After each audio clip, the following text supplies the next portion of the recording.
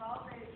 And that was the handouts we had for you tonight are coming from the Ohio Continuing to Work based on supporting our standards with parents.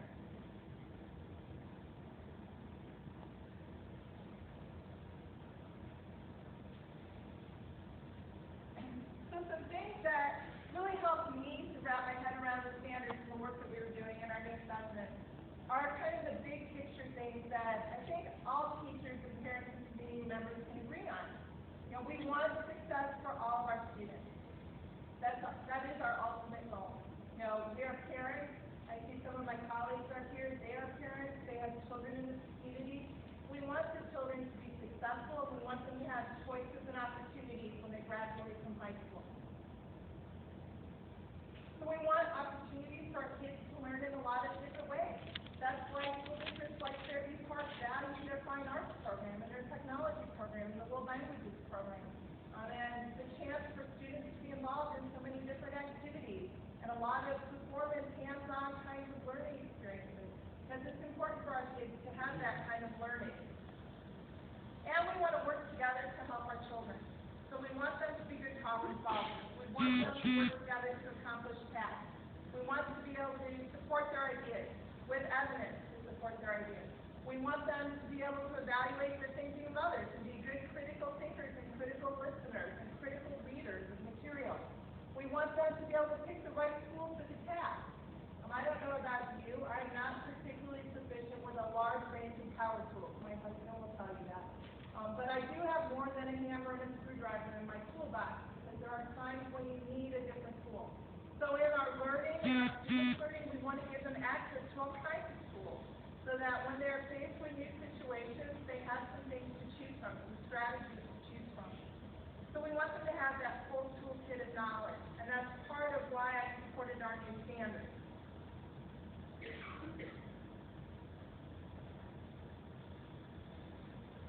So some clarification, because when you listen to stories on the news or you read articles in the paper or in magazines or you talk with your friends, you hear the words standards and curriculum used interchangeably, and they're not the same thing.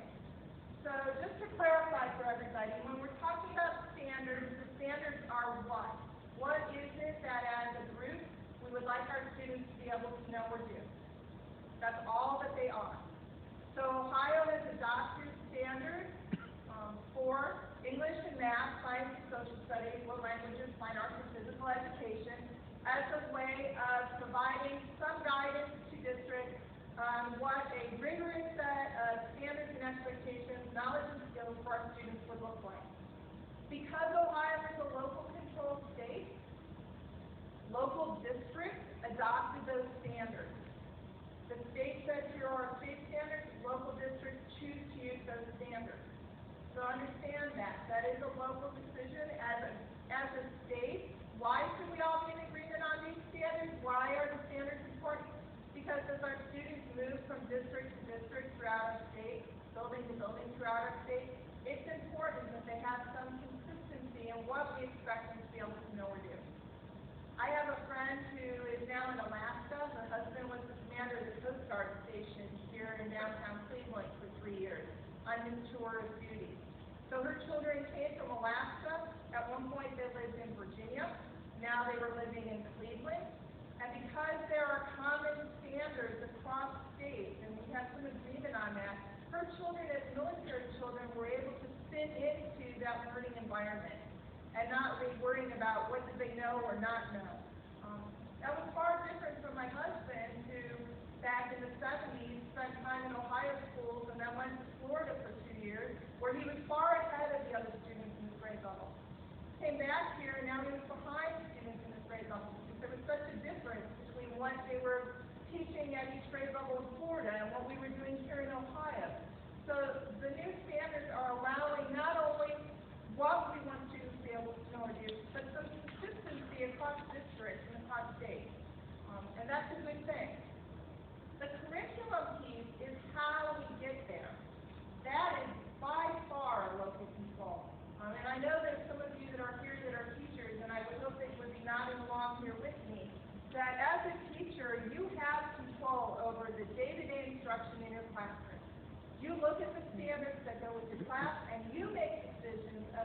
what materials, what supplemental materials, what lessons, what activities, what experiences your students need to have to help them get to the point where they can know and do those things in the standards.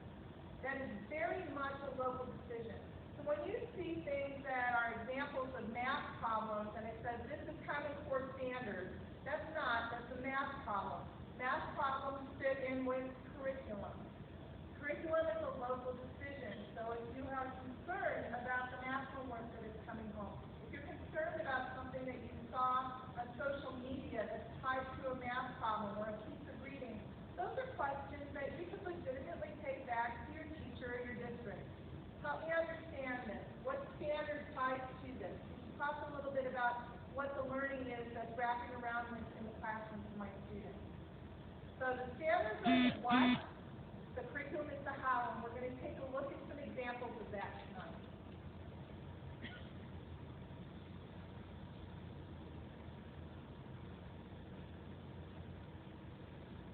This is a slide I like when we talk about standards because I've heard some people say that we've dumbed down education for our students, and then the next person up says we've made learning more rigorous and too challenging for our students. So I want to kind of resolve that debate here for a second. For our new learning standards here in Ohio, this was the concept that we wanted fewer standards that were clearer and actionable, that we could actually look at and teach to, and not generic terms like understand. What does understand look like? I can analyze and I can describe and I can interpret, but it's really hard to get at what does understand mean. So when you see clearer standards, they're actionable standards. And when you get to the higher, deeper part, they are a higher set of expectations. Now, these standards were not developed just by K-12 teachers. They were developed with input from college experts, working with K-12 educators on what the standards should be by grade level. There is a higher level of expectation for our students.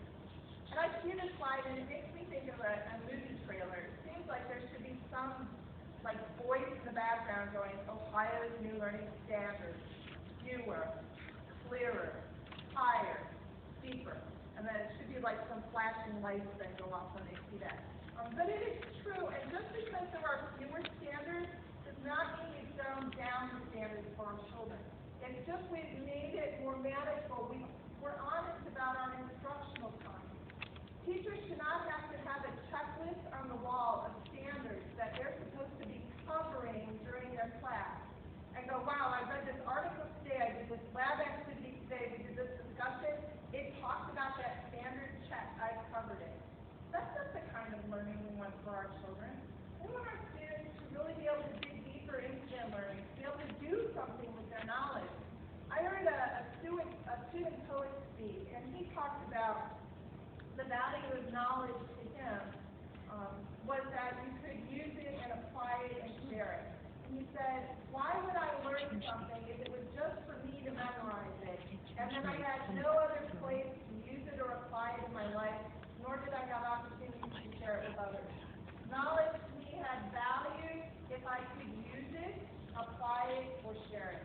And I really think that gets at the fewer, higher, clearer, deeper idea of our new learning standards.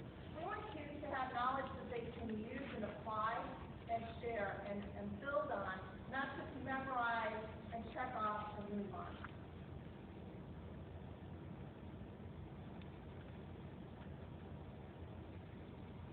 So what's different about these standards? Why have we spent 3.5 years as educators and parents and community members looking at standards and talking about standards and looking at curriculum and talking about curriculum that matches to our standards? This is why. For English language arts and literacy, the expectation, the thinking is that we want our children to speak a lot of languages and be able to read a lot of languages. And I don't mean Spanish and French and German. I mean math and science and history. We want our children to be fluent in the language of the content areas that we teach in our schools.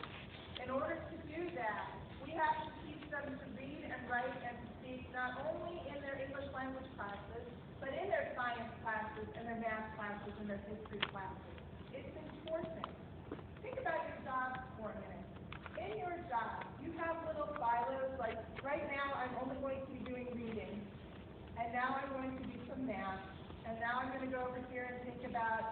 civics or some social studies, and now it's back to reading.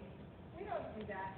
When we look at our jobs or our life at home or out in the garden or when we're working on our hobbies, we're involving all parts of our learning. We're taking our reading skills and our math skills and our science skills and our thinking skills, and we're using them all at the same time.